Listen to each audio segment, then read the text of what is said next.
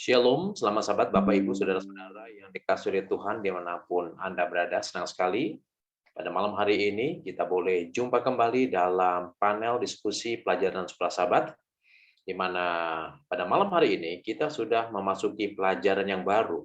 Pelajaran yang ketiga yaitu tentang sangkar burung, di mana tema utama besar kita adalah dalam cawan lebur bersama Kristus. Dan sahabat hari ini sudah hadir para panelis kita yang akan mengarahkan pelajaran sekolah sahabat kita agar kita mendapat berkat-berkat istimewa melalui pelajaran diskusi pada malam hari ini. Dan untuk itu, saya akan memperkenalkan para panelis kita yang sudah hadir, yang akan membawakan pelajaran sekolah sahabat kita pada malam hari ini. Yang pertama adalah Pendeta Jimmy Mumek. Silakan untuk menyapa sekaligus untuk memperkenalkan diri kepada para pemirsa yang sudah hadir pada malam hari ini. Silakan Pendeta. Shalom, selamat hari sahabat semua pemirsa dimanapun Anda berada. Saya Pendeta Jimmy Mumek. Saya saat ini melayani di Conference Kota Manado dan Provinsi Maluku Utara. Dan saudara saya melayani di jemaat, lebih khusus jemaat Malalayang. Terima kasih, selamat sahabat, semoga Tuhan memberkati kita semua. Baik, terima kasih. Selanjutnya, Pendeta Sam Sumampau untuk menyapa dan memperkenalkan diri kepada para pemirsa. Silakan, Pendeta. Salam, selamat malam, selamat sahabat bagi kita semua. Saya Pendeta Samuel Sumampau. Sekarang saya melayani di Nusa Tenggara Timur, tepatnya Gembala Jemaat sekaligus chaplain di SLA Nusrah. Terima kasih, Tuhan Yesus memberkati kita semua. Baik, terima kasih Pendeta Sam Sumampau. Selanjutnya Pendeta Monang Tambunan, silakan untuk menyapa sekaligus untuk memperkenalkan diri kepada para pemirsa yang hadir pada saat ini. Silakan Pendeta. Shalom dan selamat kita semuanya, para pemirsa di mana berada. Nama saya Monang Tambunan. Saat ini saya berada di California, Amerika Serikat, dan membantu pelayanan di Gereja Loma Linda Indonesian Setia Church. Terima kasih. Baik, terima kasih. Itulah para hamba-hamba Tuhan yang akan menuntun kita membawakan pelajaran sekolah sahabat kita pada malam hari ini. Dan untuk memulainya, kita akan berdoa terlebih dahulu. Untuk itu, silakan Pendeta Jimmy Mumek untuk membuka panel diskusi kita pada malam hari ini dengan doa. Silakan Pendeta. Mari kita satu dalam doa. Tatkala kami datang menghampiri takhta kasih karunia-Mu, kami datang mengagungkan Engkau karena kebesaran-Mu yang nyata di tengah-tengah kami. Saat ini kami akan bersama-sama berdiskusi untuk pelajaran filsafat pelajaran yang ketiga. Kiranya kuasa Roh Kudus-Mu bersama-sama dengan kami semua, lebih khusus kami para panelis, dikaruniakan hikmat bijaksana sorga, agar kami boleh membawakan setiap firman untuk kemuliaan nama Tuhan, bahkan semua pendengar dan bahkan juga yang boleh menyaksikan pelajari saat ini. Bapak juga berkati hamba Tuhan Pendeta James Lusina yang akan memandu acara pada malam hari ini. Pertolongan-Mu menjadi bagiannya, bahkan menjadi bagian kami semua, karena kami berdoa memohon berkat-Mu dalam nama Yesus Tuhan dan Juru Selamat kami. Amin. Baik, terima kasih Pendeta Jimmy Mumek. Baik, Bapak Ibu, Saudara-saudara, kita akan masuk di pelajaran yang ketiga, yaitu tentang sangkar burung, di mana ayat hafalannya terdapat di dalam 1 Petrus 1 ayat yang ke-6. Demikianlah firman Tuhan, bergembiralah akan hal itu, sekalipun sekarang ini kamu seketika harus berduka cita oleh berbagai-bagai pencobaan.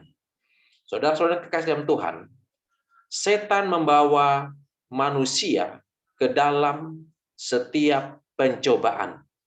Dan Tuhan berbuat sesuatu untuk anak-anaknya. Tuhan mempunyai sesuatu, atau Tuhan mempunyai sebuah lagu yang akan dinyanyikan oleh anak-anaknya.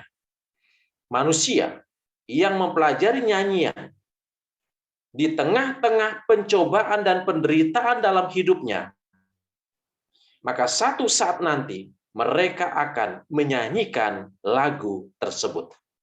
Saudaraku, saat sangkar burung yang ditutup dengan rapat di dalam kegelapan burung, maka burung itu dapat menangkap getaran dan nada melodi yang dia dapat dengar, sehingga burung itu dapat meniru lagu itu dengan tepat.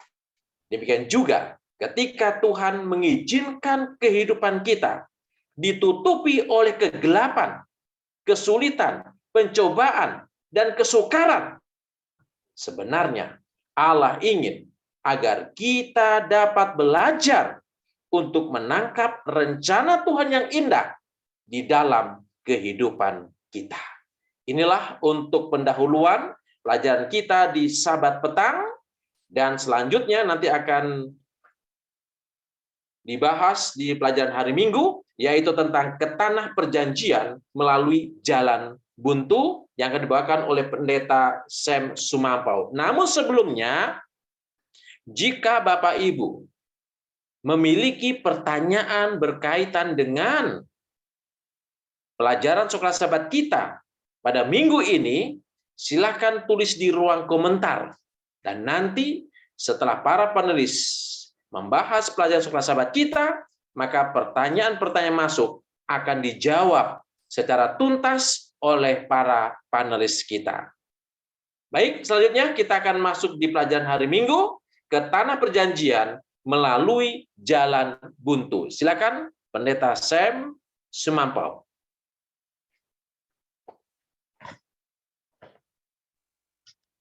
Baik, sekali lagi selamat Sabat bagi kita semua. Pelajaran hari Minggu dengan judul Ke Tanah Perjanjian Melalui Jalan Buntu. Saudara-saudara yang kasih dalam Tuhan, sebuah kejutan itu sangat mengejutkan. Mengapa sangat mengejutkan? Oleh karena sudah barang tentu kita tidak menyangka atau kita tidak tahu apa yang akan terjadi. Itulah kejutan. Bahkan kejutan itu sangat kadang-kala tidak menyenangkan. Ya, kejutan itu sangat tidak menyenangkan. Itulah yang dialami oleh orang Israel ketika mereka setelah meninggalkan tanah Mesir menuju ke tanah perjanjian. Padahal kita tahu di dalam Keluaran pasal 13 bahwa Tuhan sendirilah yang memimpin mereka di dalam perjalanan menuju tanah perjanjian itu. Ya, dilambangkan kehadiran Allah itu melalui tiang awan dan juga tiang api.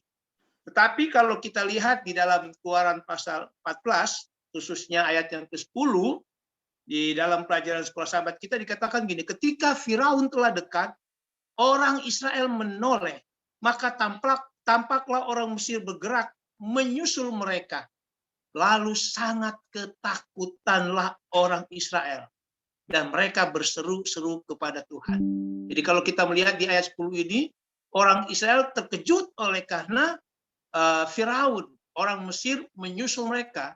Dan pada saat itu kita tahu mereka sedang boleh dikatakan terpojok oleh karena di belakang mereka ada orang Mesir, ya, berada dalam jarak pandang di belakang mereka. Lalu di kedua sisi mereka ada gunung-gunung, dan di depan mereka ada lautan. Inilah yang membuat mereka sangat shock, sangat terkejut. Inilah yang dialami oleh umat Tuhan pada saat mereka mengalami atau mengadakan perjalanan menuju ke tanah perjanjian. Jadi saudara-saudaraku, mengikuti tiang awan dan juga tiang api, sebagaimana orang Israel, begitu juga di dalam kehidupan kerohanian kita, tidak menjamin kita untuk selalu aman, untuk selalu merasakan bahagia. Itu juga bisa menjadi satu pengalaman yang sulit pada saat kita mengikuti tiang awan dan tiang api di dalam kehidupan kerohanian kita. Karena memang di dalam pelatihan di hidup kebenaran kita, kerohanian kita, itu akan membawa kita ke tempat-tempat yang menguji iman kita, pengharapan kita, hati kita kepada Tuhan.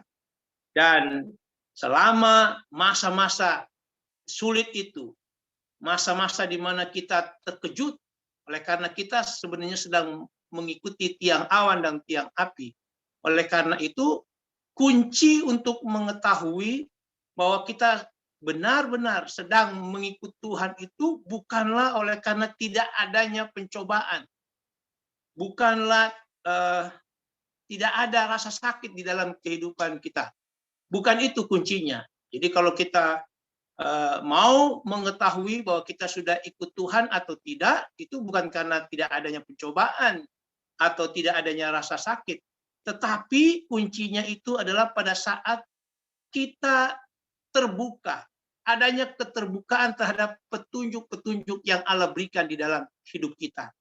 Dan juga penyerahan yang sungguh-sungguh, penyerahan yang terus-menerus, baik itu hati kita maupun pikiran kita kepada pimpinan Tuhan di dalam kehidupan kerohanian kita. Jadi saudara-saudaraku, sama seperti orang Israel, ketika kita sedang mengadakan perjalanan menuju tanah perjanjian surgawi, sama seperti orang Israel zaman dulu, yang sedang melakukan perjalanan ke tanah perjanjian badani, yaitu tanah Kanaan, mereka mendapati jalan buntu. Maka kita juga pasti akan menemukan juga jalan buntu di dalam kehidupan kita. Tetapi bukan itu yang menjadi kunci ataupun tanda bahwa apakah kita sudah mengikuti Yesus dengan benar atau tidak. Yang pasti, apapun yang kita hadapi, pencobaankah itu, rasa sakitkah itu bukanlah satu-satunya tanda bahwa kita tidak atau sudah mengikuti mengikuti kehendak Tuhan, mengikuti Tuhan. Tetapi pada saat kita terbuka terhadap petunjuk Tuhan dan juga penyerahan daripada pikiran dan juga hati kita yang terus-menerus kepada pimpinan Tuhan, itulah yang menjadi kunci bahwa kita sudah mengikuti Tuhan dengan benar. Mungkin selanjutnya kita akan lebih mendalami melalui pertanyaan-pertanyaan. Saya kembalikan kepada Pendeta James Kursina. Terima kasih. Ya, terima kasih Pendeta Sam Sumampo yang sudah membahas pelajaran Sukasabat kita di hari Minggu. Selanjutnya kita akan masuk pembahasan pelajaran Sukasabat kita di hari Senin, yaitu tentang air pahit yang akan dibahas oleh Pendeta Jimmy Mumek. Silakan Pendeta.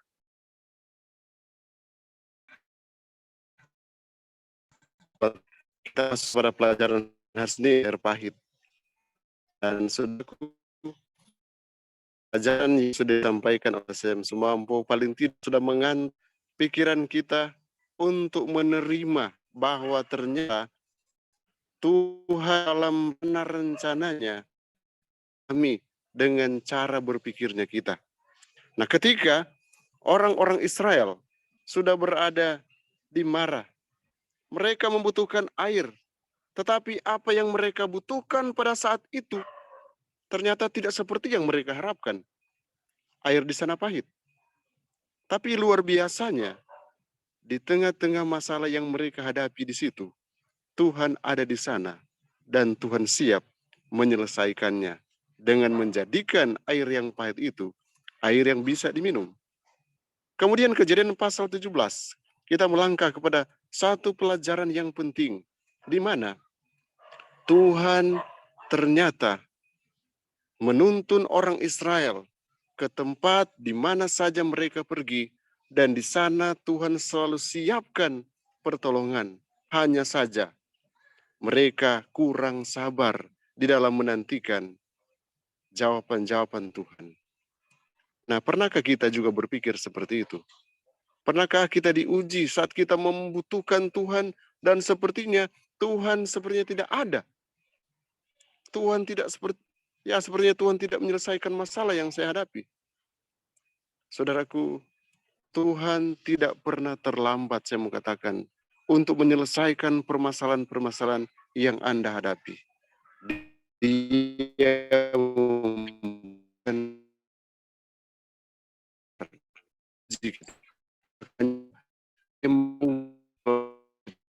yang berhubungan dengan lawan di sanalah kita diuji. Di dalam Keluaran pasal 17 ayat yang ke-7. Adakah Tuhan di tengah-tengah kita atau tidak? Sebuah pernyataan dari orang Israel yang seperti ini sudah meragukan akan Tuhan. Ketika mereka berada di tempat ini, mereka benar-benar membutuhkan air. Namun, lebih daripada itu, mereka sudah meragukan kekuasaan Tuhan. Dan tempat inilah yang kemudian Musa namakan Mara dan Meribah. Karena ada pencobaan di sana, dicoba di sana, dan ada persemutan di sana, pemberontakan di sana. Masa Meribah, masanya mencoba, kemudian Meribah, tempat seperti ada perselisihan antara. Nah, setelah membuat air melalui kuasa Tuhan, kita dapati bahwa orang-orang Israel juga senang melihat hal itu. Penting yang saya ingin kita ketahui sebagai umat Tuhan. Karena Tuhan ingin mereka menyadari situasi yang mereka sedang hadapi pada saat itu. Dan Tuhan ingin bahwa orang-orang Israel selalu menggantungkan harapannya hanya kepada Allah saja. Kemudian, saudaraku, orang-orang Israel juga harusnya memahami bahwa mereka memerlukan Tuhan lebih daripada segala-galanya. Mereka tidak dapat melakukan apa-apa tanpa Tuhan. Bukankah hal yang sama menjadi bagian saya dan saudara? Di saat kesulitan, di saat sesuatu yang kita butuhkan, kemudian tidak tersedia. Bukankah ini adalah ujian bagi kita? Tuhan sedang menguji kita untuk sejauh mana kita memahami Allah yang kita sembah. Allah yang adalah penyedia segala sesuatu, yang kadangkala kita ragukan akan keberadaannya. Pada malam hari ini, saya rindu agar kita benar-benar menjadi umat-umat Tuhan yang selalu percaya hanya kepada Tuhan saja. Dalam belas kasihan kepada kita, Dia tidak selalu menempatkan kita di tempat yang paling mudah. Karena jika Dia melakukannya, dalam kemandirian kita, kita akan lupa bahwa Tuhan adalah penolong kita pada saat diperlukan. Dalam buku Reflecting Christ, ya, ternyata Tuhan tidak selalu izinkan kita ada di tempat-tempat yang paling mudah. Dia selalu izinkan kita untuk berada di tempat-tempat yang sulit untuk melatih kemandirian kita. Sehingga kita akan selalu bergantung sepenuhnya hanya kepada Tuhan saja. Saya percaya Tuhan akan menolong kita untuk mengerti akan maksud-maksudnya di dalam pencobaan, tantangan yang kita hadapi. Dan satu hal yang penting lagi yang perlu kita ingat, bahwa yang menyebabkan pemberontakan di tengah-tengah orang-orang Israel dalam perjalanan mereka, menurut tulisan Pena Inspirasi, ialah orang-orang yang menggabungkan diri bersama-sama dengan orang-orang Israel. Jadi kawin campur dengan orang Israel, merekalah yang kemudian membuat orang-orang Israel selalu diperhadapkan dengan persungutan. Namun, lewat peristiwa-peristiwa ini, mereka juga diyakinkan bahwa Tuhan ada bersama-sama dengan orang-orang Israel. Jadi, melalui pengalaman-pengalaman ini, orang-orang yang tadinya tidak percaya Tuhan, mereka mulai percaya, mulai ragu-ragu, dan dengan peristiwa-peristiwa seperti ini, meyakinkan lagi orang-orang yang menggabungkan diri dengan orang Israel keluar dari tanah Mesir. Karena yang keluar bukan hanya orang Israel, orang-orang yang tidak percaya kepada Tuhan. Dan pada akhirnya, mereka juga diperkenalkan kepada Tuhan. Mungkin inilah pelajarannya, nanti sebentar akan berkembang dalam diskusi. Baik, terima kasih Pendeta Jimmy Mumek yang sudah membahas pelajaran Suka Sabat kita pada malam hari ini. Dan selanjutnya kita akan membahas pelajaran Suka Sabat di hari Selasa yang akan dibawakan oleh Pendeta Monang Tambunan. Namun sebelumnya saya ingin menyapa terlebih dahulu Bapak, Ibu, saudara-saudara yang sudah hadir menyaksikan panel diskusi Suka Sabat kita pada malam hari ini. Selamat Sabat Pendeta Kettler Sagala. Ibu Hernia, Ibu Preti Sitompul, Ibu Yuliana Derek, Bapak Jeffrey Edson, Bapak Fernando Parhusip, Ibu atau Bapak ini Maximilian Parhusip, Ibu Kathy Kevin Sinaga, Bapak Simon Jemon, Bapak Monang Haryanja, Ibu Tiar Masih Hotang, kemudian sama sahabat juga Ibu Nelly Padaunan, Ibu Mary Saragi Raja Guguk, Bapak Kisah Frans. Kemudian sama sahabat juga untuk Bapak Victor Simangunso, Bapak Daryl Neta, dan Bapak Brian. Terima kasih sudah hadir untuk mengikuti panel diskusi kita pada malam hari ini. Baik, selanjutnya kita akan masuk di hari Selasa, pertentangan besar di Padan Gurun yang akan dibawakan oleh Pendeta Monang Tambunan, sekaligus nanti juga akan membahas di pelajaran hari Rabu, yaitu tentang warisan abadi. Silakan, Pendeta. Terima kasih, Pendeta Bursa dan para pemirsa di mana Anda berada pada malam hari ini. Dan kita sepanjang minggu ini sangat luar biasa. Kita sudah melihat pendahuluan mengenai sang burung, mana pengalaman kita.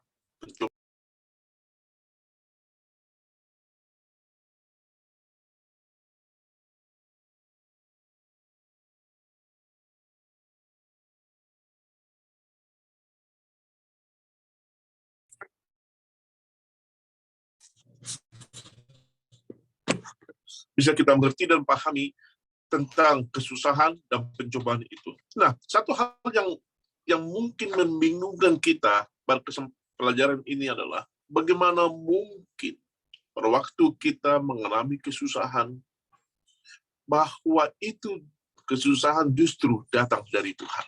Nah, di dalam Lukas pasal 4 kita membaca bahwa setelah Yesus dibaptiskan, keluar dari sungai Yordan, maka Roh Kudus Allah menuntun Yesus ke padang gurun.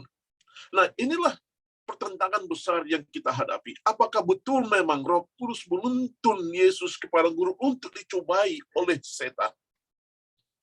Atau apakah memang betul Roh Kudus menuntun Yesus ke padang gurun bukan untuk dicobai, tetapi setan menggunakan kesempatan itu untuk mencobai Yesus?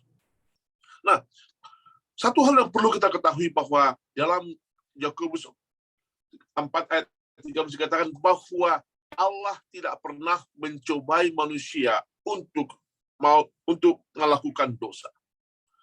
Saudaraku, ini perlu kita ketahui.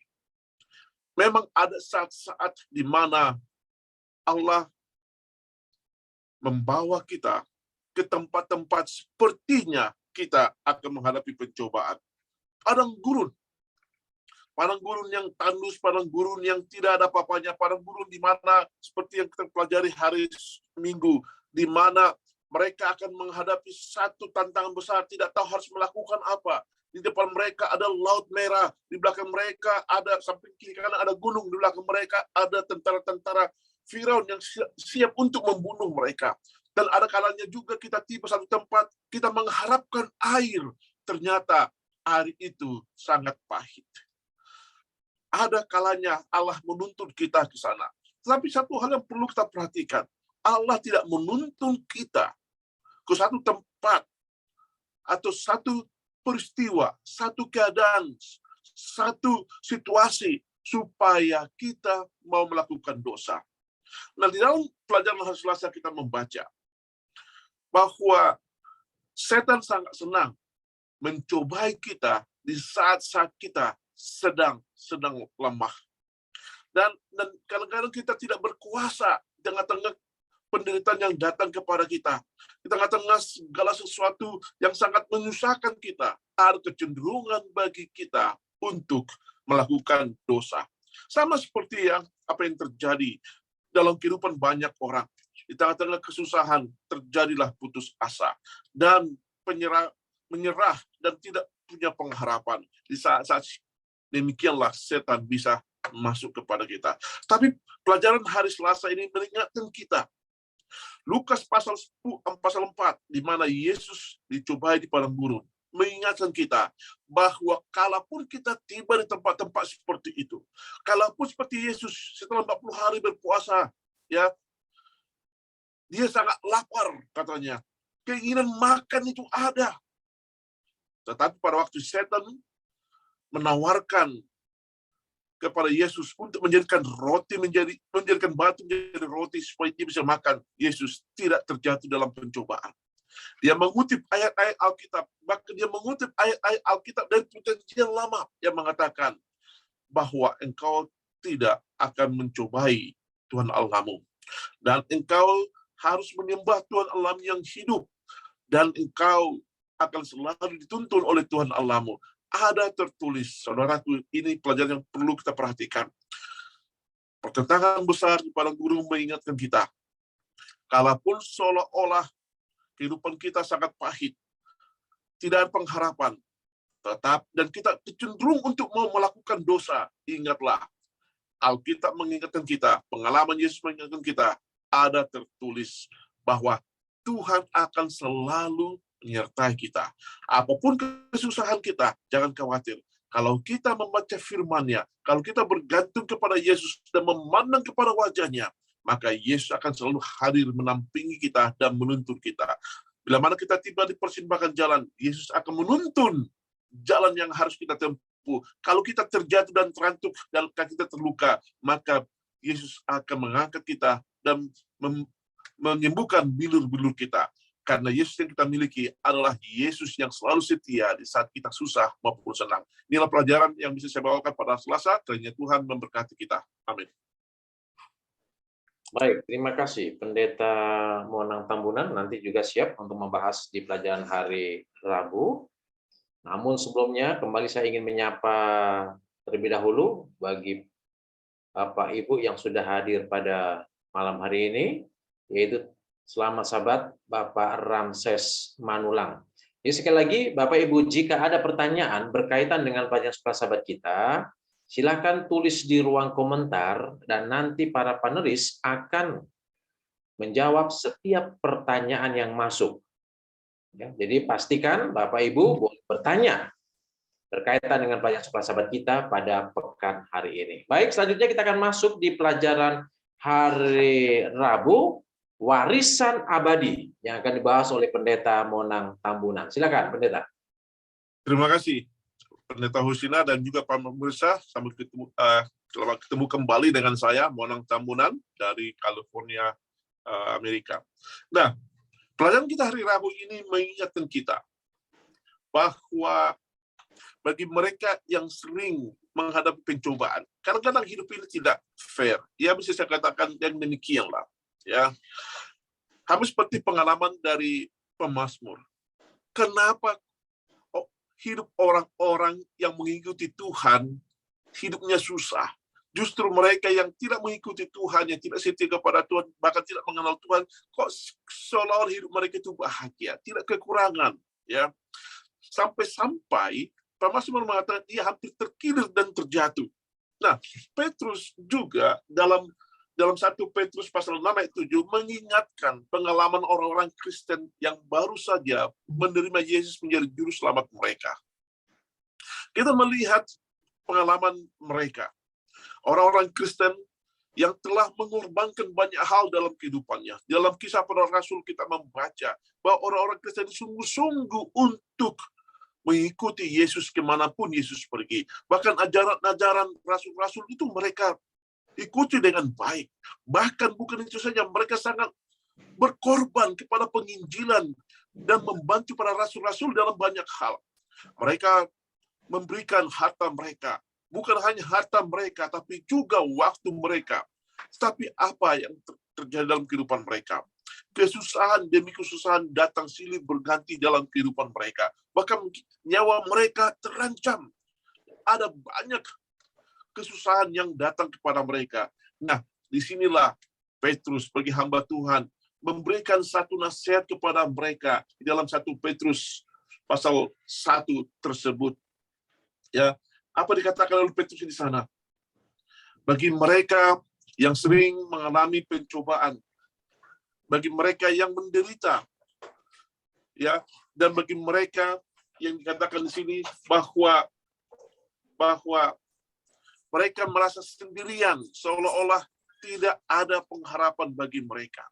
Saudaraku, seringkali orang-orang yang sendiri, mereka merasa bahwa mereka telah ditinggalkan, tidak ada pengharapan, tidak ada masa depan. Tapi Petrus mengingatkan mereka bahwa ada pengharapan. Apa pengharapannya? Bahwa ada bumi dan langit yang baru. Apa bumi dan langit yang baru ini? Seringkali kita tidak berpikir ke sana. Tapi itulah pengharapan yang dijanjikan oleh Yesus kepada kita. Bahkan Yesus mengatakan dalam Yohanes pasal 14, aku pergi ke sana untuk menyiapkan tempat bagimu, supaya di mana aku berada, kamu pun berada nanti di sana. Dan kita melihat Yohanes menggambarkan bumi yang baru dan langit yang baru itu bagaimana hebatnya. Dan Yohanes mengatakan di sana tidak ada kesusahan, tidak ada air mata, bahkan tidak ada kematian. Yang ada hanyalah kesenangan, kebahagiaan, dan tawa dan canda. Di mana kita bisa melihat orang-orang kekasih kita yang telah dahulu meninggal dan bertemu dengan kekasih-kekasih kita yang setia. Mungkin kita akan bertemu dengan rasul-rasul dan juga para nabi-nabi perjanjian lama, dan kita akan mendengarkan cerita-cerita pengalaman mereka di sana. Dan inilah satu pengharapan bagi kita. Jangan pernah putus asa. Ingat apa yang dikatakan oleh Petrus kepada kita, bahwa ada dunia yang baru yang menanti kita di tengah-tengah kesusahan yang sedang kita hadapi hari demi hari, dan di mana-mana, dan di saat-saat di mana kita sendirian, tidak ada pengharapan, bahwa Yesus memberikan pengharapan kepada kita. Terima kasih Pendeta James, saya kembalikan kepada moderator. Baik, terima kasih Pendeta Tambunan yang sudah membahas pada sahabat-sahabat kita untuk hari Rabu. Baik, sekali lagi saya ingin menyapa Bapak Ibu yang sudah hadir pada malam hari ini.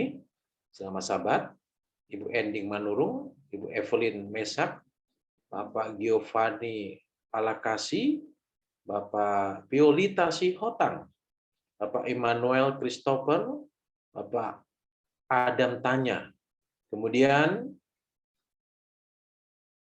Bapak Albert Daniel Solang, ya Pendeta Del Sompotan, selamat malam Pendeta yang ada di Surabaya nih. Bapak Donald Lapasiang, kemudian Bapak Hotma Simanjunta, Bapak Osben Panjaitan, dan Bapak Robert Sitohang. Terima kasih sudah hadir pada malam hari ini. Baik, sekali lagi jika Anda ada pertanyaan berkaitan dengan pelajaran sahabat kita, silakan tulis di ruang komentar. Setelah sesi pertama ini, maka kita akan bahas setiap pertanyaan yang masuk di sesi berikutnya. Baik, kita akan masuk di pelajaran hari Kamis, yaitu tentang pencobaan dengan api, yang akan dibahas oleh Pendeta Heri Agus Pardede. Silakan, Pendeta. Terima kasih, Pendeta James Persina. Saya Pendeta Pardede, melayani di Bukit Zaitun. Pencobaan dengan api membicarakan tentang ada saat-saat di dalam diri manusia itu bahwa manusia itu melakukan dosa. Di saat yang lain, manusia itu dituntun untuk meninggalkan dosa-dosanya oleh kuasa Roh Kudus. Namun, sementara dalam hidup baru itu, dia sudah menerima hidup baru, ujian-ujian tidak berhenti. Orang yang baru bertobat itu justru menghadapi ujian-ujian dan mulai berpikir, mengapa semuanya itu bisa terjadi? Lalu manusia itu mulai meragukan jalan-jalan Tuhan dalam hidupnya. Bahkan meragukan elemen-elemen yang paling dasar dari imannya. Ada beberapa ayat yang dapat menolong saudara, yang dapat menolong kita untuk menguatkan seseorang ketika orang tersebut justru kembali menghadapi ujian-ujian. Meskipun dia sudah berusaha untuk berubah dan bertobat dari kehidupan yang lama. Ada 4 hal yang saya mau sampaikan di sini untuk menolong kita. Yang pertama, saudara boleh lihat dalam kitab 2 Korintus 12 ayat 9. Justru dalam kelemahan, kuasa Tuhan menjadi sempurna.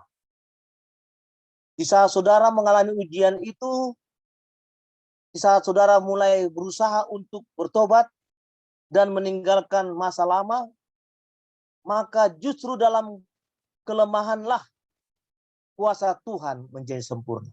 Yang kedua, Roma 8 ayat yang ke-28. Tuhan turut bekerja dalam segala sesuatu untuk mendatangkan kebaikan bagi mereka yang mengasihi Dia. Yang ketiga, ayat yang menolong saudara di saat menghadapi ujian. Tuhan sekali-kali tidak akan membiarkan dan meninggalkan manusia. Saudara boleh baca dalam Ibrani 13 ayat yang ke-5. Saudara juga boleh lihat dalam kitab Yeremia 29 ayat yang ke-13. Mengatakan demikian. Carilah Tuhan, maka Dia ditemukan. Apabila manusia menanyakan Tuhan dengan segenap. Jadi saudara sekalian, semua orang yang mengikut Tuhan pernah mengalami krisis. Akibatnya, manusia bisa tergoda untuk meragukan bagaimana pimpinan Tuhan.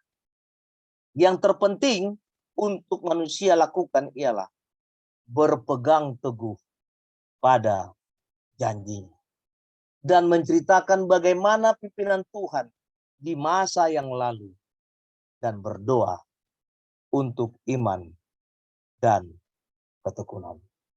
Terima kasih. Saya kembalikan kepada Pendeta James. Tuhan memberkati. Baik, terima kasih Pendeta Pardede yang sudah membahas sahabat kita untuk hari Kamis. Bapak Ibu yang dikasihi Tuhan, sudah tuntas pembahasan kita sepanjang pekan ini dan ada beberapa pertanyaan yang sudah masuk yang akan dijawab oleh para panelis. Namun sebelumnya kita akan dengarkan dulu sebuah lagu pujian.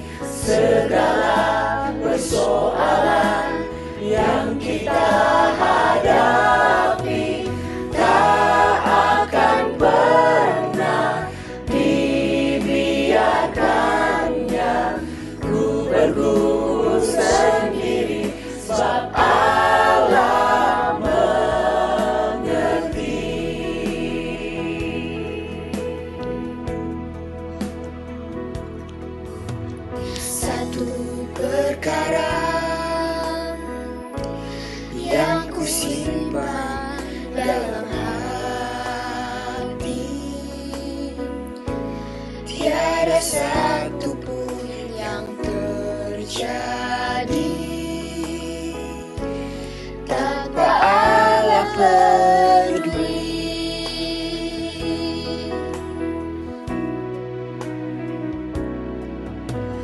Allah mengerti, Allah peduli segala persoalan yang kita hadapi, tak akan pernah dibiarkannya ku bergumul sendiri, sebab Allah mengerti.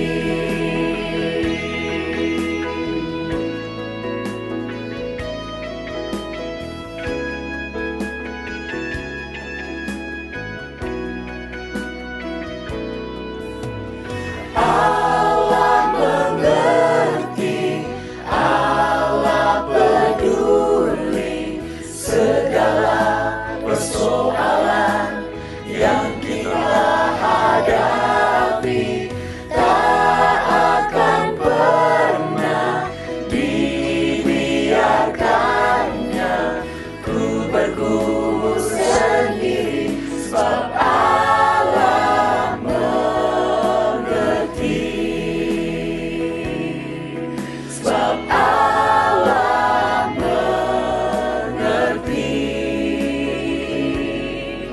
sebab Allah mengerti.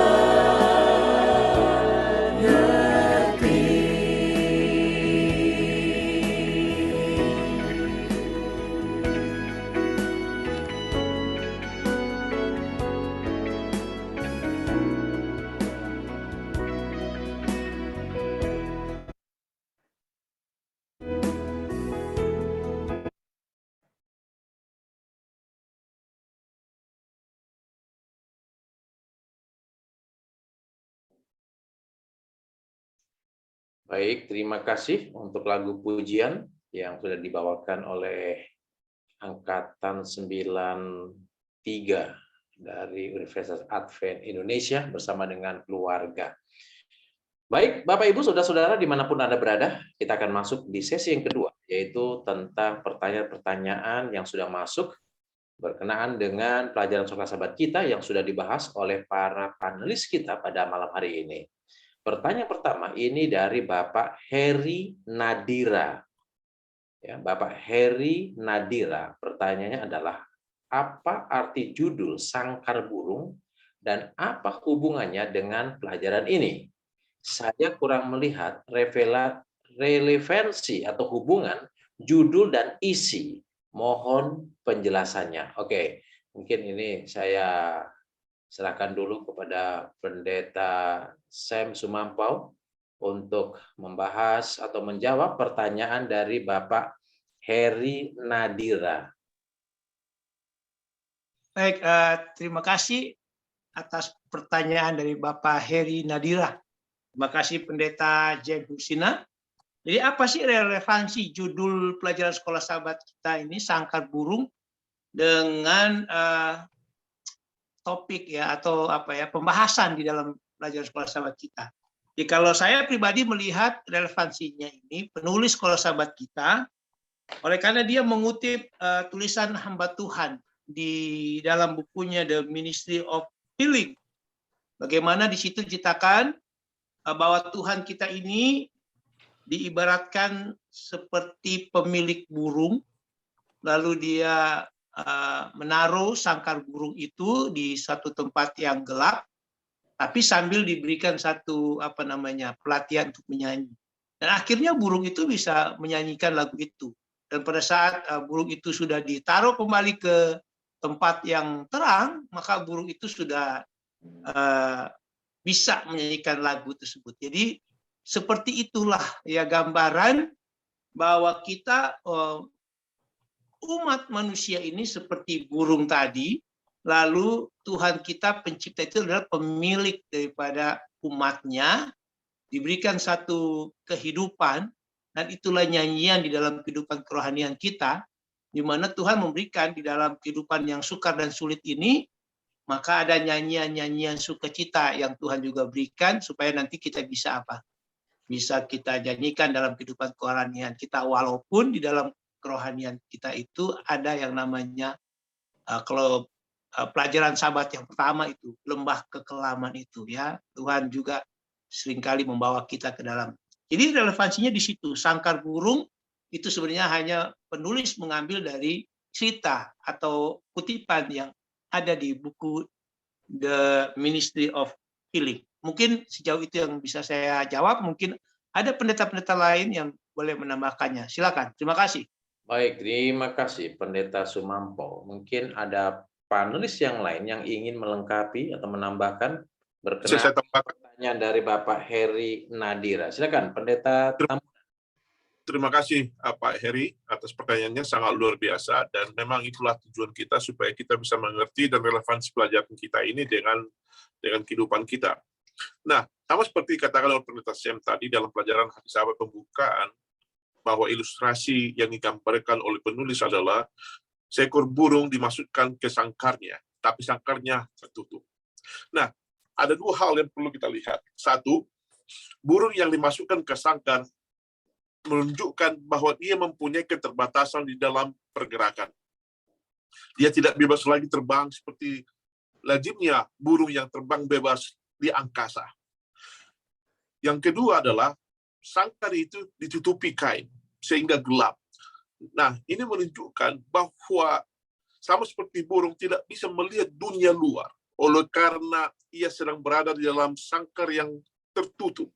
Nah, ada kalanya kehidupan kita demikian. Ada kalanya kita berada dalam sangkar, dalam suatu ruangan atau situasi atau di mana tidak ada jalan keluarnya. Kita tidak bisa melihat secercah cahaya sedikit pun ya yang bisa menyinari. Ya, ruangan itu sangat gelap dan kita tidak bisa melihat pintu keluar atau jendela sehingga kita stuck ya, dan kemudian apa yang terjadi kalau kita stuck? Ya, sama seperti kalau kita sudah putus asa, apa yang terjadi? Maka kita akan menyerah. Tetapi dikatakan burung itu bisa belajar satu nyanyian yang baru, walaupun dia tidak bisa melihat pemiliknya. Jadi, di tengah-tengah situasi yang kita hadapi, di tengah-tengah kegelapan kehidupan yang kelam, kita tidak bisa melihat ya jalan keluar atau tidak bisa melihat ada pengharapan sedikit pun. Di tengah-tengah situasi demikian, kita masih bisa belajar kehidupan yang diajarkan oleh Yesus. Walaupun kita tidak melihat Yesus hadir di sana, tetapi ada satu pengalaman baru yang bisa kita ambil. Sehingga demikian pengalaman baru ini akan mengajari kita bagaimana kita menghadapi kekecewaan, bagaimana kita menghadapi hari-hari yang sepi, bagaimana kita menghadapi masa depan yang tidak punya pengharapan, bagaimana kita menghadapi ketidakadilan, bagaimana kita menghadapi kehilangan, bagaimana kita menghadapi akan ditipu, dikecewakan, dan sebagainya. Di tengah-tengah itu, pelajaran sekolah saya mengatakan kepada kita ada pengharapan. Dan seperti pelajaran hari Rabu dan hari Kamis mengajarkan kita, itulah jalan keluar yang diberikan oleh Tuhan kepada kita. Mungkin itu dari saya, Pendeta Bursina, saya kembalikan kepada Bapak. Baik, terima kasih Pendeta Sumampo dan Pendeta Monang Tambunan yang sudah menjawab pertanyaan dari Bapak Heri Nadira. Semoga ini dapat menjawab pertanyaan dari Bapak Heri Nadira. Baik Bapak Ibu, sebelum kita lanjut ke pertanyaan berikutnya, saya ingin kembali menyapa Bapak Ibu yang sudah hadir untuk menyaksikan panel diskusi pelajaran sekolah sahabat kita pada malam hari ini.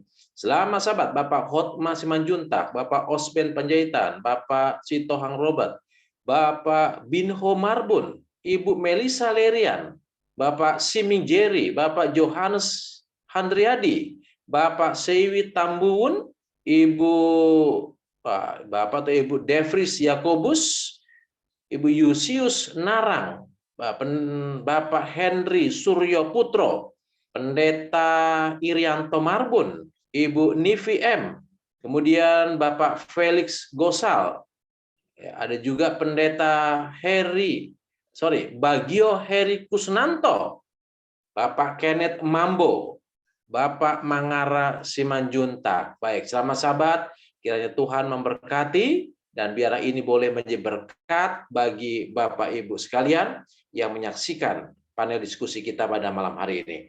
Baik, berikutnya kita akan masuk di pertanyaan kedua, yaitu dari Bapak R. Silalahi.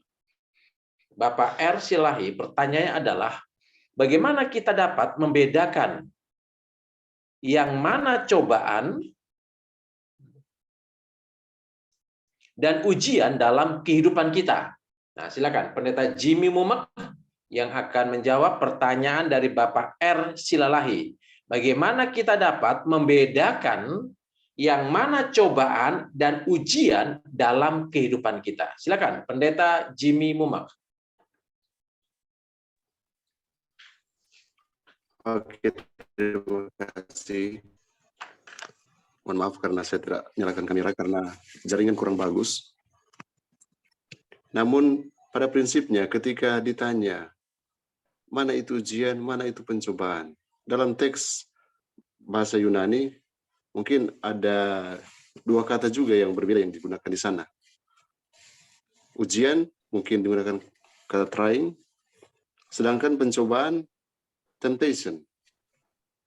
Nah, ujian, ingat, ujian biasanya ini adalah pembuktian dan akan dibuktikan apakah dia murni atau tidak. Nah, selanjutnya berbicara tentang pencobaan, selalu, ingat, selalu kalau pencobaan selalu diarahkan kepada apa yang dibuat oleh setan untuk menggoda manusia. Nah, ada pengalaman iman di sana yang akan dimiliki oleh umat-umat yang dicobai. Ini kata juga yang sama yang digunakan di dalam 1 Korintus pasal 10 ayat 13 hubungan dengan temptation, yang pencobaan. Pencobaan yang sepertinya selalu datang dari setan untuk menguji kita. Tapi seperti pelajaran tadi, di balik semuanya itu, ternyata Tuhan juga memiliki rencana yang indah. Nah, kadangkala kita merasa seperti tertutup. Makanya judul pelajaran tadi yang ditanyakan tadi ini sangkar burung. Ada dalam sangkar burung. Karena ketika kita ada di tempat tertutup, mungkin kita tidak bisa melihat apa-apa, kita tidak bisa berbuat apa-apa. Pada saat itulah mungkin kita fokus untuk belajar satu pelajaran atau satu lagu yang indah yang Tuhan ingin titipkan untuk kita pelajari. Nanti pada saat-saat seperti itu, biasanya kita kemudian sadar, oh ternyata maksud dan tujuan Tuhan, kenapa saya sealam ini, oleh karena ini. Nah, Anda sendiri akan bisa bedakan. Anda sendiri akan bisa bedakan dalam situasi itu seperti apa, Anda sendiri akan bisa bedakan, oh ternyata Tuhan memiliki rencana yang indah di balik pencobaan yang bisa saja setan tawarkan untuk kita. Dan ada kemenangan di sana. Sebaliknya, ujian yang dialami oleh umat-umat Tuhan, kadangkala juga itu muncul dari diri sendiri. Dan yang akan tahu itu diri sendiri. Jadi bagaimana kita bisa bedakan? Saudara sendiri yang bisa bedakan itu. Saudara sendiri yang bisa bedakan apakah ini pencobaan dari setan ataukah ada ujian yang sebenarnya datangnya juga dari diri kita sendiri. Mungkin itu yang saya boleh tambahkan, teman-teman yang lain mungkin akan lebih memperjelasnya. Terima kasih. Baik, terima kasih Pendeta Jimmy Mumek. Mungkin ada dari para panelis yang ingin menambahkan untuk melengkapi jawaban dari Pendeta Jimmy Mumek. Silakan. Oke, sebentar. Pendeta Pardede dulu sudah raise hand dia. Nanti boleh Pendeta Tambunan. Pendeta Pardede dulu. Pendeta Pardede dulu yang akan menambahkan. Baru nanti dilanjut dengan Pendeta Tambunan. Silakan, Pendeta Pardede. Baik, terima kasih. Saya pikir hampir-hampir sama, tetapi yang membuat perbedaan itu adalah kita contohnya saja seperti Tuhan Yesus. Kalau kasus yang dialami oleh Tuhan Yesus itu adalah pencobaan. Pencobaan. Pencobaan itu adalah menarik hal-hal yang benar-benar manusia inginkan. Ya. Menarik hal-hal yang benar-benar manusia inginkan. Jadi kalau hal ini terjadi berarti itu pencobaan. Kemudian dia selalu datang pada saat terlemah manusia. Tapi kalau ujian, dia itu sudah kuat, dia itu sudah banyak berserah, namun ujian itu datang. Kalau pencobaan, di saat manusia itu lemah, disitulah pencobaan. Tetapi yang menarik di sini adalah rahasia pada waktu Yesus mengalahkan pencobaan itu. Yesus menggunakan firman Tuhan untuk melawan pencobaan. Yesus mengikuti rencana Bapa atas dirinya. Yesus tidak pernah putus asa ketika dia dituntun ke dalam pencobaan. 3 hal ini yang bisa saudara ataupun kita alami untuk mengalahkan baik itu pencobaan maupun ujian. Jangan pernah kita tinggalkan Tuhan. Lalu kita tidak pernah putus asa ketika Dia menuntun kita kepada. Saya pikir demikian. Terima kasih. Baik, terima kasih Pendeta Pardede. Selanjutnya, silakan Pendeta Monang Tambunan untuk melengkapi jawaban dari Pendeta Jimmy Mumek dan Pendeta Pardede. Silakan Pendeta Monang.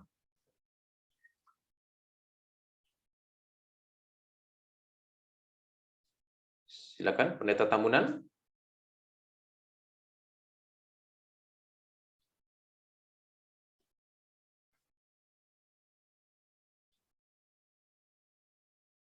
Pendeta Tambunan, silakan. Mungkin sebelum Pendeta Tambunan, boleh? Ya, silakan Pendeta Sumampau.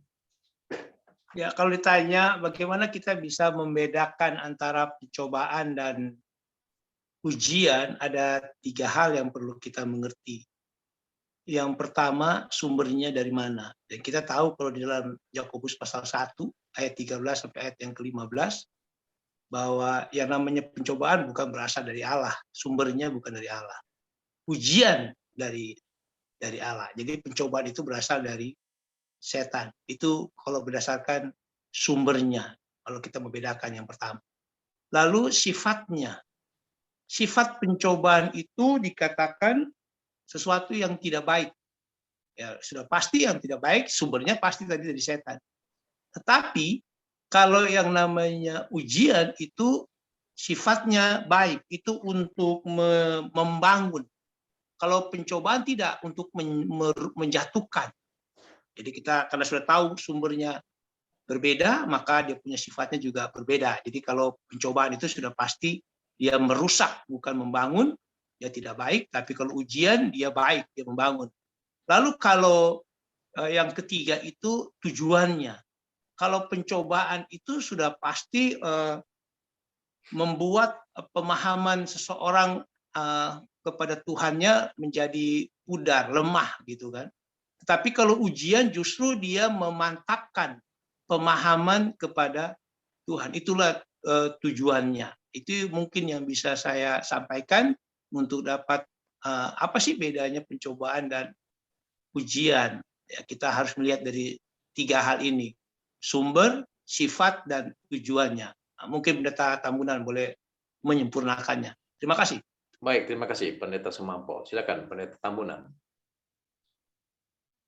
Sebenarnya sudah dijawab Pendeta Sam tadi. Jadi perbedaannya mencolok itu tadi sumbernya. Karena perlu kita perhatikan. Sebenarnya seperti yang tadi dalam Yakobus 1:13 bahwa Tuhan tidak pernah mencoba kita, ya. Dan janganlah orang mengatakan bahwa ini pencobaan datangnya dari Tuhan. Nah, kemudian minggu yang lalu kita sudah melihat untuk menjawab pertanyaan ini, bahwa ada 3 sumber ketuhanan itu datang. Ya, yang pertama yaitu bahwa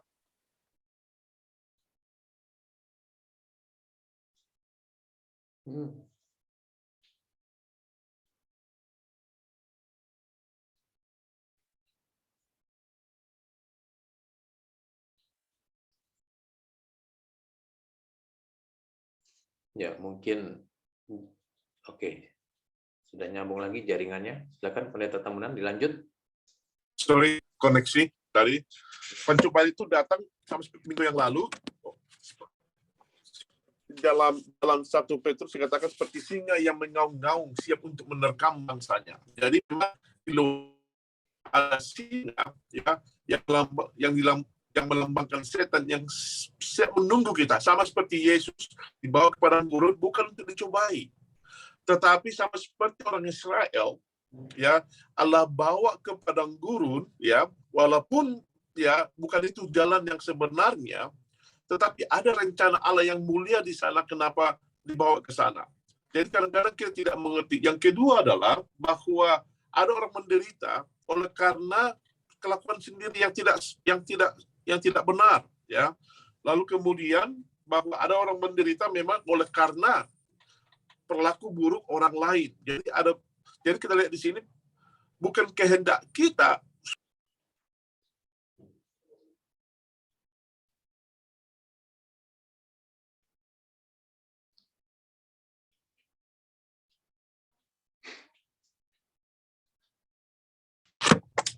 Terima kasih, saya kembalikan kepada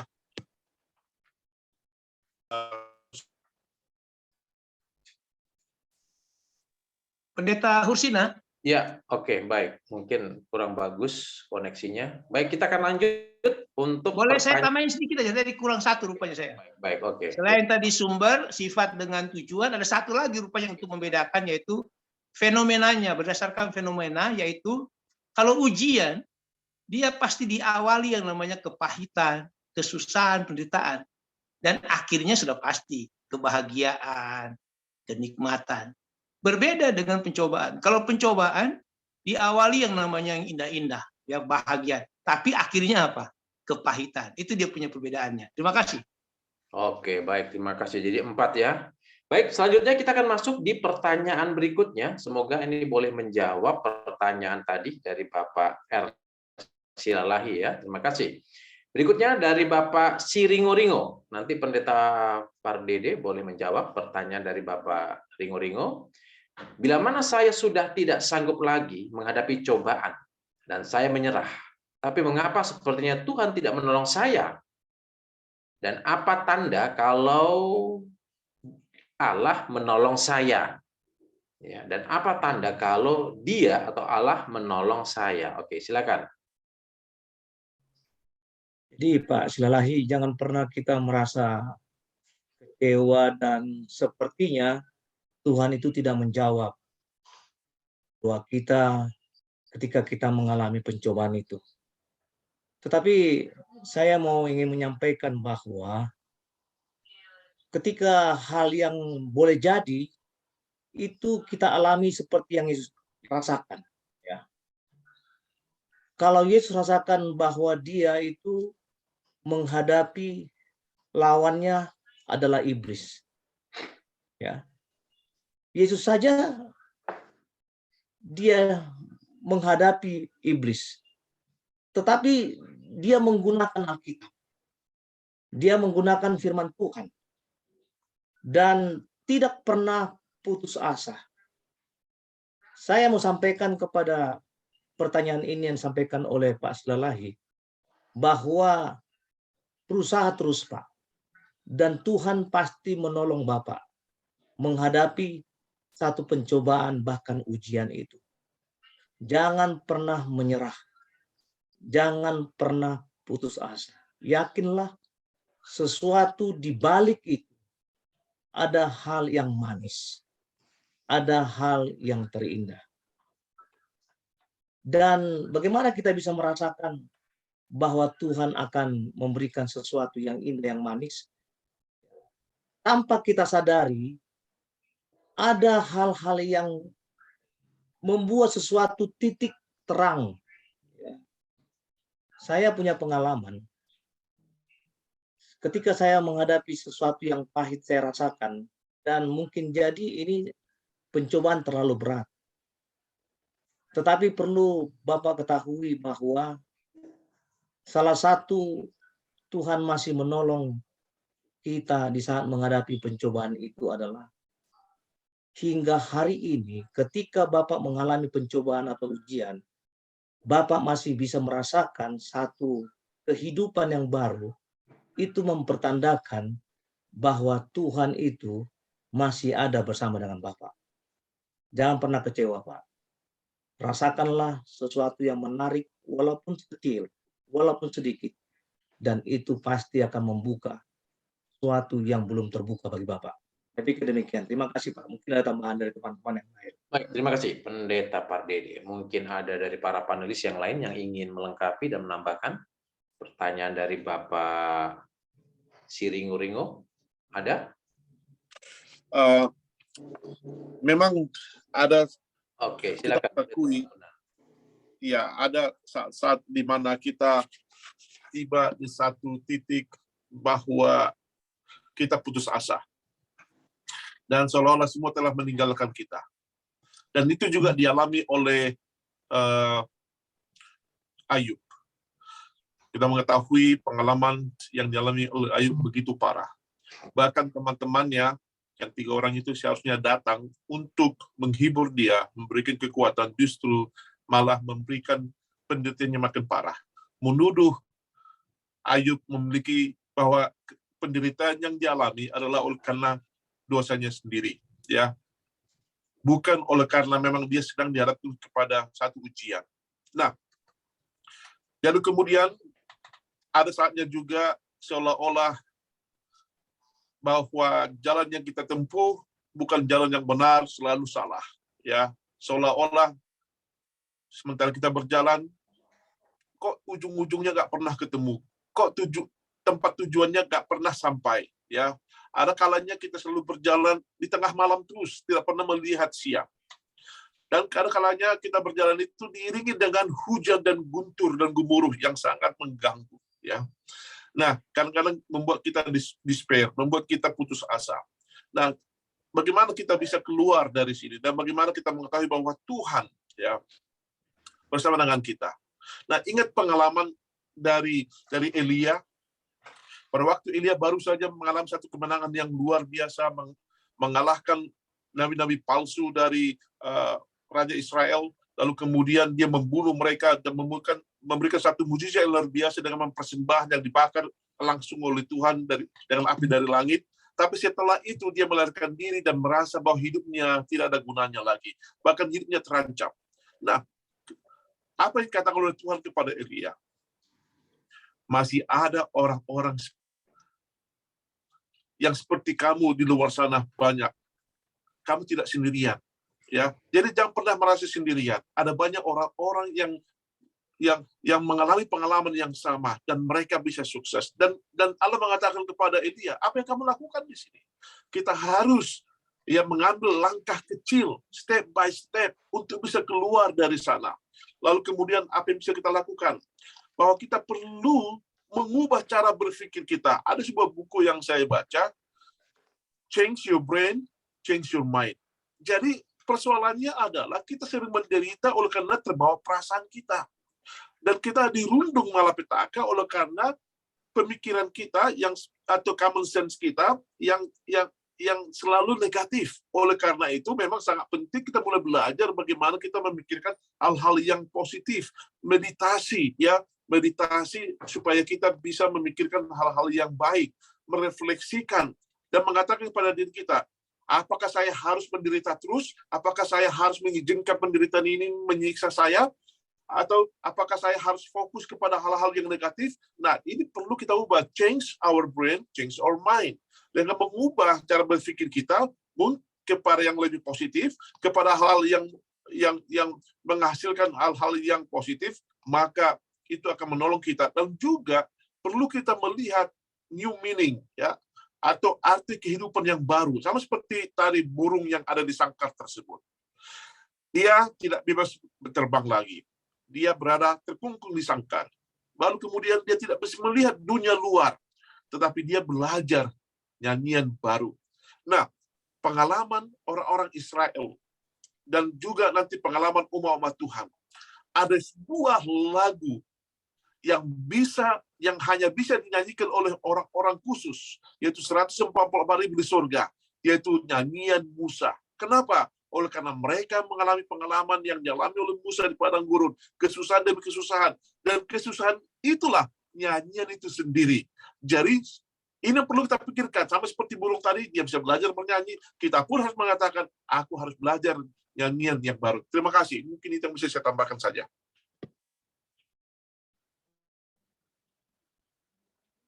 Sebelum kita lanjutkan, untuk pertanyaan selanjutnya, saya ingin kembali menyapa Bapak Ibu yang sudah hadir pada malam hari ini. Selamat Sabat, Ibu Juliana Amin Roti. Kemudian Mem Jane Saragi, Bapak Benyamin Sihotang, Bapak Mosye Dayan Manurung, Ibu Martalina Limbong, Bapak Johannes Leukuna, Ibu Arita Detigana, Bapak Roland Siahaan, Ibu Preti Sitompul, kemudian Bapak Budi Silalahi, Bapak Monang Haryanja, Bapak Henry Poluan, Ibu Emilia Emek, Ibu Kuana 7 Leopsi, dan itulah ada juga itulah tamu-tamu Bapak Ibu yang sudah hadir pada malam hari ini. Baik, selanjutnya kita akan masuk di pertanyaan berikutnya, yaitu pertanyaan dari Bapak D. Sompi. Pertanyaan dari Bapak D. Sompi. Pertanyaan nanti boleh dijawab oleh Pendeta Sumampau karena ini berkaitan dengan pelajaran hari Minggu. Pertanyaan adalah, pelajaran hari Minggu mengakui bahwa mengikut Yesus sulit. Hanya saja dia memiliki janji yang pasti. Di mana bukti yang bisa kita lihat? Di Alkitab. Nah, jadi inilah pertanyaan dari Bapak D. sampai berkaitan dengan pelajaran di hari Minggu. Silakan, Pendeta Sumampau. Baik, terima kasih Bapak D. sampai tadi ya. D. sampai. Jadi kalau dikatakan bahwa mengikut Tuhan itu memang sulit, ya, memang sulit. Tapi yang pasti tadi dikatakan juga bahwa ada janji Tuhan untuk menjadi jaminan penyertaan di dalam kehidupan setiap orang yang mau mengikut Yesus. Lalu kalau ditanya, ada nggak contoh di dalam Alkitab? Saya pikir di dalam Alkitab sangat banyak. Ya paling tidak Ibrani pasal 11 lah. Ibrani pasal 11 itu mewakili. Tapi paling tidak begini, saya mau kasih gambaran yang lain dari pasal 11. Kalau kita buka kitab Esther, ya kita tahu ceritanya bagaimana Esther dan juga Mordekai itu adalah orang-orang yang mengikuti Tuhan, menghadapi banyak tantangan, tetapi akhirnya Tuhan menepati janjinya, penyertaannya. Begitu juga dengan kitab Daniel dengan ketiga sahabatnya, itu juga merupakan bukti di dalam Alkitab. Salah satu bukti bahwa pada saat kita mengikuti Tuhan itu begitu sulit. Ya memang tadi di pelajaran hari Minggu itu dikatakan pada saat kita mengikuti tiang awan, tiang api, itu kan menggambarkan kehadiran Allah. Jadi kita pada saat kita mengikuti Tuhan itu tidak menjamin hidup kita akan aman-aman, tidak menjamin hidup kita akan tenang, bahagia. Karena pada saat kita mengikuti Tuhan itu justru kita mengalami pengalaman-pengalaman yang sulit yang menjadi ujian tadi, supaya tujuannya membangun kita. Tapi ingat sekali lagi tadi, perbedaan percobaan dan ujian. Tadi ada 4, tadi saya tambahkan, yang terakhir itu fenomena itu supaya menguatkan kita.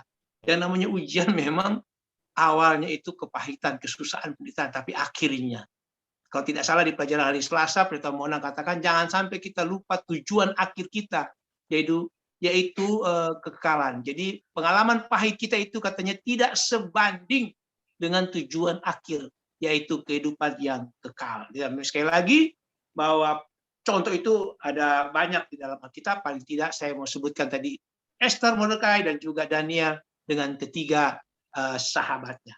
Mungkin itu yang bisa saya berikan, saya kembalikan.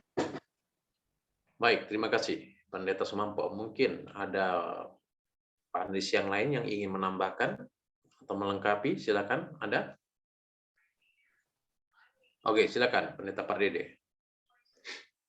Pada waktu kita ikut kuliah di UNAI, ada seorang dosen yang sangat senang dengan sebuah lagu "Saya Mau Ikut Yesus". Lalu dia sampaikan kepada kita pada waktu itu, pada waktu kita ngambil kelas di S1, bahwa apa yang kita pikirkan, apa yang kita ucapkan, apa yang kita nyanyikan, itu yang akan terjadi bagi kita. Kalau kita lagu-lagu sedih, maka sedihlah kita hidup kita sepanjang hari. Kalau kita lagu-lagu yang positif, maka positiflah kehidupan kita sepanjang hari. Jadi bagaimana kita supaya bisa terus bersama dengan Tuhan, ya lagu-lagu "Saya Mau Ikut Yesus".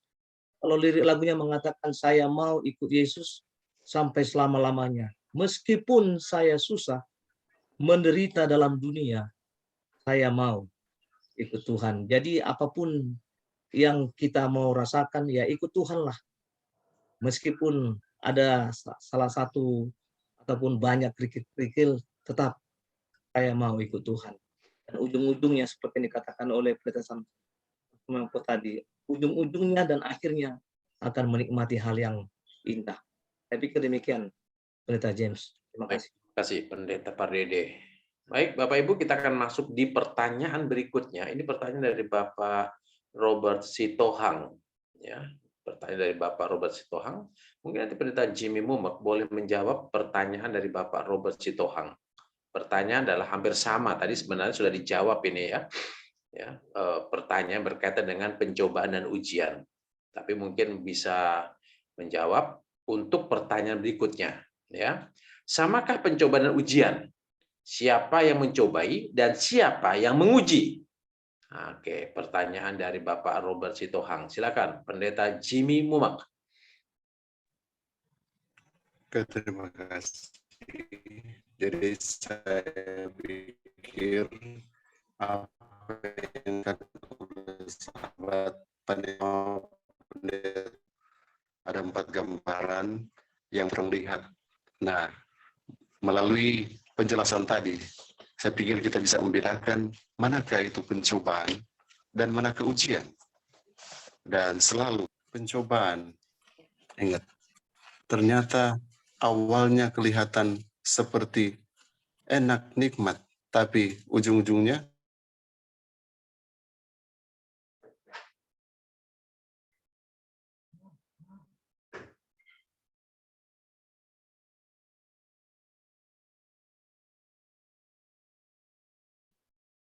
bisa merefleksi yang akan berhadapan dengan pencobaan, dengan ujian saat ini ataupun di masa yang akan datang.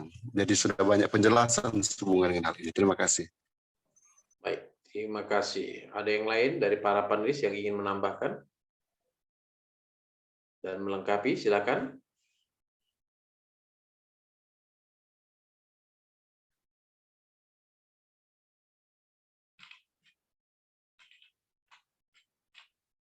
Baik, kalau tidak ada, saya ingin menyapa kembali Bapak Ibu yang sudah hadir, bahwa jika ada pertanyaan berkenaan dengan panjang sekolah sahabat kita, silakan memberikan pertanyaan di ruang komentar, dan nanti para panelis yang akan menjawab pertanyaan-pertanyaan yang masuk.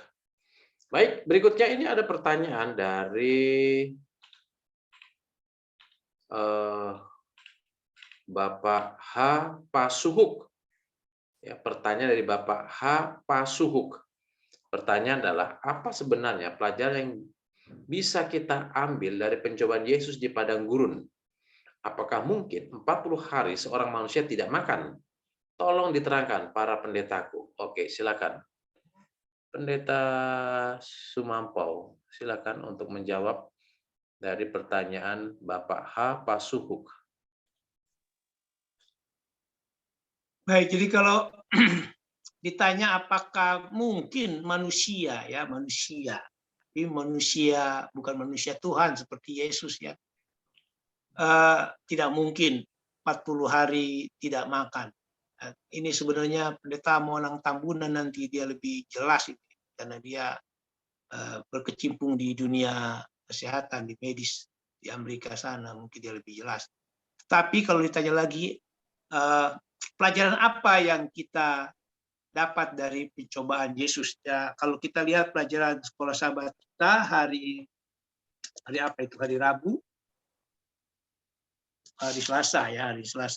Ya, pertentangan besar di padang gurun, sebagaimana yang sudah dijelaskan oleh Pendeta Monang Tambunan tadi, bahwa kita itu tidak bisa keluar dari apa yang firman Tuhan katakan. Ya, tadi dikatakan it is written, ya ada tertulis. Jadi pelajarannya itu sebagai manusia biasa, bukan manusia Tuhan. Yesus saja yang manusia Tuhan itu dia masih menggunakan ada tertulis ya firman Tuhan. Apalagi saudara dan saya manusia biasa. Jadi pelajaran yang penting dari pencobaan yang setan buat kepada Yesus adalah kita harus selalu mengandalkan daripada Tuhan. Ya, ketika kita sedang jatuh di dalam pencobaan, kita harus mengandalkan Tuhan, kita harus tetap berharap kepada Tuhan, sebagaimana Yesus berharap kepada Allah Bapa, sehingga dia dapat berdiri teguh pada saat dia berada di dalam kemanusiaan. Nah, begitu juga dengan kita. Kalau kita mau berdiri teguh dalam cobaan, kita harus tetap berharap kepada Tuhan, ya kita tetap bergantung kepada apa yang Tuhan katakan di dalam firman-Nya. Mungkin itu yang bisa saya jawab. Saya kembalikan. Ya, baik, terima kasih. Mungkin ada yang lain yang ingin menambahkan? Oke, saya ingin tambahkan sedikit. Jadi sehubungan dengan pertanyaan tadi, jadi maka pertanyaan dari Bapak ke Ibu Pasuhuk, apa pelajaran banyak pikir pelajaran yang kita boleh petik di sana, termasuk yang sudah dijelaskan oleh Pendeta Sam Sumampau. Namun pertanyaan mungkin yang lain yang ditanyakan, apakah mungkin? Saya hanya mengutip dari sebuah artikel yang ditulis oleh British Journal, dikatakan begini, secara umum manusia bisa bertahan dalam jangka yang lama, ya 30 sampai 40 hari tanpa makan.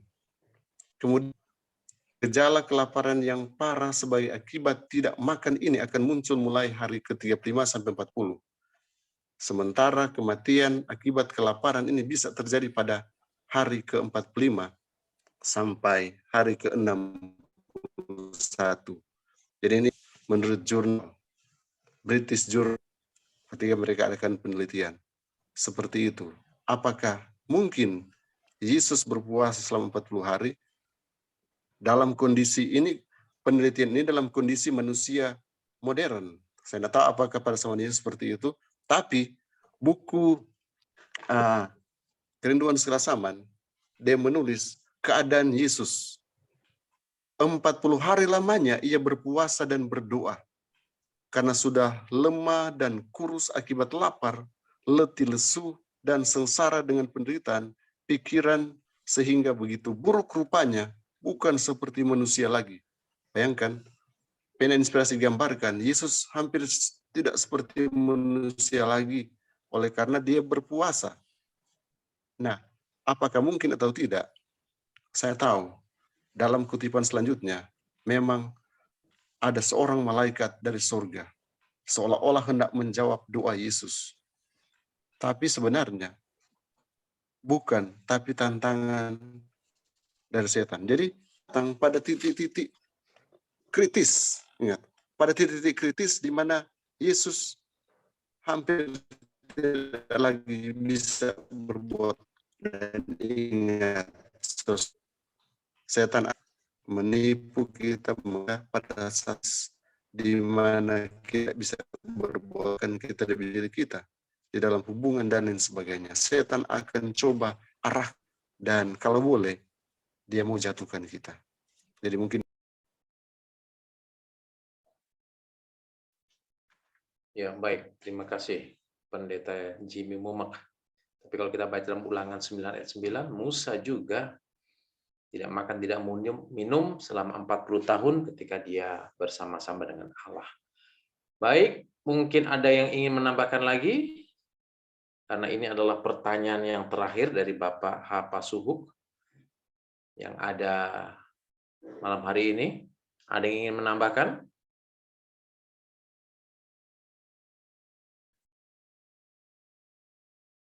Baik, kalau tidak ada, terima kasih untuk para panelis yang sudah menyampaikan dan memaparkan pelajaran Surat Sabat kita sepanjang pekan ini. Dan terima kasih juga sudah menjawab setiap pertanyaan-pertanyaan yang masuk.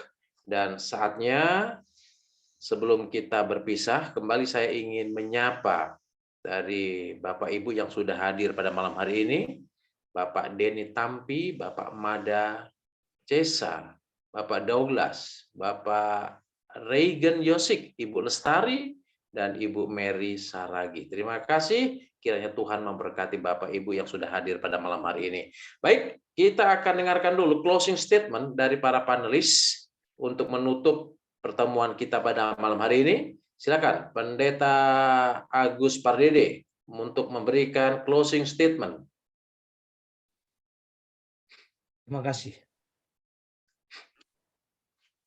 Kalau Tuhan tidak akan pernah menyerah pada manusia, mengapakah kita menyerah datang ke Carilah Tuhan selagi Dia mudah dan gampang ditemui. Apabila manusia menanyakan Tuhan dengan segenap hati, pastilah Tuhan akan menjawab. Selamat Sabat, Tuhan Yesus memberkati kita. Amin. Baik, terima kasih. Selanjutnya, Pendeta Jimmy Mumak. ini yang boleh saya tambahkan, terima kasih. Janganlah memandang pencobaan sebagai sesuatu yang aneh dan sulit untuk kita hindarkan. Tetapi ingat, ini adalah sarana yang Tuhan ingin supaya kita dimurnikan, dikuatkan, dan menjadi pemenang bersama Tuhan kita. Baik, terima kasih. Selanjutnya, silakan Pendeta Sam Sumampau. Baik, closing statement saya, saudara-saudaraku, sebagaimana bangsa Israel dulu dalam mengadakan perjalanan ke tanah perjanjian, begitu juga dengan kita sekarang, Israel rohani, pada saat kita mengadakan perjalanan ke tanah perjanjian surgawi, maka kita akan menghadapi juga yang namanya jalan buntu. Tetapi saudara-saudaraku, kunci bahwa kita sedang mengadakan perjalanan itu bersama dengan Tuhan Yesus bukanlah tidak adanya pencobaan atau rasa sakit di dalam perjalanan kita. Bukan itu kuncinya, tetapi pada saat kita terbuka terhadap petunjuk Tuhan, pada saat pikiran serta hati kita fokus kepada pimpinan Tuhan, itulah kunci bahwa kita masih berjalan bersama dengan Tuhan menuju ke tanah perjanjian surgawi. Tuhan Yesus memberkati kita semua. Selamat malam, selamat Sabat. Baik, terima kasih untuk para panelis yang sudah membahas pelajaran Surat Sabat kita pada saat ini. Bapak, Ibu, Saudara-saudara, dimanapun Anda berada, ada dua pokok pelajaran terpenting berkaitan dengan pelajaran kita di pelajaran ketiga. Yang pertama adalah Tuhan memimpin kita melalui perjuangan dunia yang sudah jatuh dalam dosa. Sementara hal ini menghibur kita, itu juga memberikan kita kekuatan dan keyakinan yang pasti kepada Allah. Yang kedua, hanya ketika Tuhan memimpin kita melalui pertempuran hidup, kita tumbuh dan diubahkan melalui kuasanya. Kiranya Tuhan memberkati kita, Tuhan menolong kita, dan biar pelajaran ini boleh bermanfaat dan menjadi berkat di dalam kehidupan kita masing-masing. Saya, Pendeta James Hursina, Gembala Jemaat di PT MC Keramat Pulau, mengucapkan terima kasih untuk kita semua, dan pastikan minggu depan kita boleh hadir kembali. Kita akan tutup dalam doa pertemuan kita pada malam hari ini. Kita berdoa. Bapa di sorga, terima kasih untuk waktu dan kesempatan yang indah di mana kami boleh bersama-sama untuk mempelajari pelajaran Sekolah Sabat di pelajaran yang ketiga. Tuhan, biarlah pelajaran ini boleh bermanfaat dan menjadi berkat bagi masing-masing kami. Kami menyadari bahwa Allah tetap bersama dengan kami di masa-masa sulit sekalipun, dan setiap pencobaan yang kami alami, biarlah itu boleh memurnikan iman kami untuk tetap memandang dan melihat Yesus sampai Tuhan datang yang kedua kali.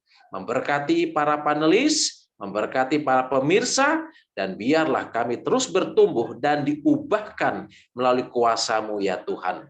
Bapa di sorga, pada malam hari ini kami juga berdoa secara khusus untuk hamba Tuhan Pendeta Kettler Sagala, di mana istri yang dikasihinya, Ibu Pendeta Kettler Sagala, saat ini sedang terbaring karena sakit. Biar jamahan tangan kuasa Tuhan boleh menyembuhkan dan memulihkan melalui tangan para dokter dan perawat. Kami percaya tidak ada yang mustahil bagi-Mu ya Tuhan. Dan biar hari Sabat ini menjadi Sabat sukacita bagi masing-masing kami. Terima kasih Bapa, terpujilah nama-Mu, dengarlah doa kami ini. Hanya di dalam nama Tuhan Yesus Kristus kami persembahkan doa ini. Amin. Baik, silakan para panelis untuk menyampaikan ucapan selamat Sabat kepada para pemirsa. Kiranya Tuhan memberkati kita semua. Silakan. Selamat Sabat. Tuhan memberkati. Sahabat Selamat Sabat, Tuhan memberkati. Selamat Sabat. Tuhan memberkati. Shalom.